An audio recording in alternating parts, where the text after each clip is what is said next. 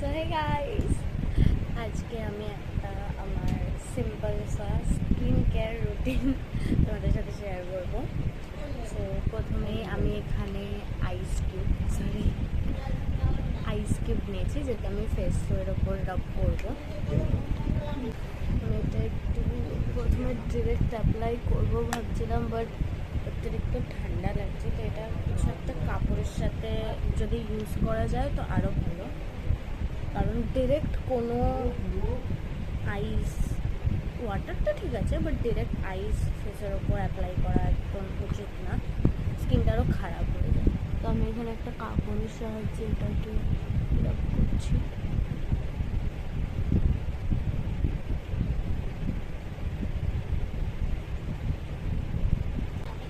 তো আইসটা মুখে রাব করার পর আমি একটা কাপড় নিয়েছি, এটাকে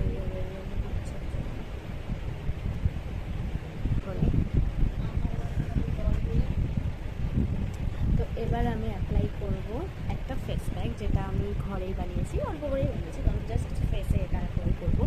তো এর মধ্যে আছে বেসন, কফি পাউডার, দই, একটু হলুদ আর একটু মিল্ক, ঠিক আছে? তো একদম অল্প পরিমাণে নিয়েছি। এটা পুরো একটা একটা টেক্সচার তৈরি হয়েছে, অতটাও স্মুথ, অতটাও না। তো এটা আমি এখন ফেস অ্যাপ্লাই করবো। এটা এর আগেও আমি অনেকবার ফেসে অ্যাপ্লাই করেছি, আর এটা দারুণ কাজ করে। তো এই ফেস প্যাকটা আমি প্রত্যেক সপ্তাহে 2 দিন করে, উইকে 2 ডেজ করে এটা আমি অ্যাপ্লাই করি আমার স্কিনে। এটা খুব ভালো কাজ করে। এবার এটাকে যতক্ষণ না পর্যন্ত শুকাচ্ছে ততক্ষণের জন্য ছেড়ে দিতে হবে। এটা শুকিয়ে গেছে, অনেকটা টান ধরছে, এই সব জায়গাগুলো একটু বেশি ড্রাই হয়ে গেছে। তো এখানে আমি একটা কাপড় নিয়েছি, কাপড়টা একটু ভিজিয়ে নেব জলে, ভিজিয়ে নিয়ে এটাকে ভেজা কাপড় দিয়ে তুলে, ভেজা কাপড় দিয়ে এটাকে তুলব। তারপর স্কিনটা কতটা গ্লো করছে, কতটা এখন তুলছি, এখন এটা রেজাল্ট আস্তে আস্তে দিচ্ছি।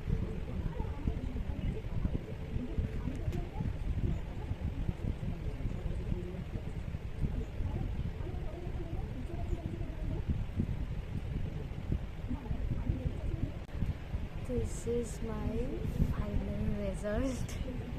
কতটা স্কিনটা গ্লো করছে দেখতে পাচ্ছি। একটা ড্রাই কাপড় দিয়ে স্কিনটাকে মুছতে হবে, কারণ ভেজা কাপড় দিয়ে মুছে তো জল জল হয়ে গেছে। তো স্কিনটাকে মুছে নিয়েছি ড্রাই একটা কাপড় দিয়ে। এবার আমি স্কিনে একটা টোনার ইউজ করব। এই টোনারটা অলমোস্ট শেষ হয়ে আসছে।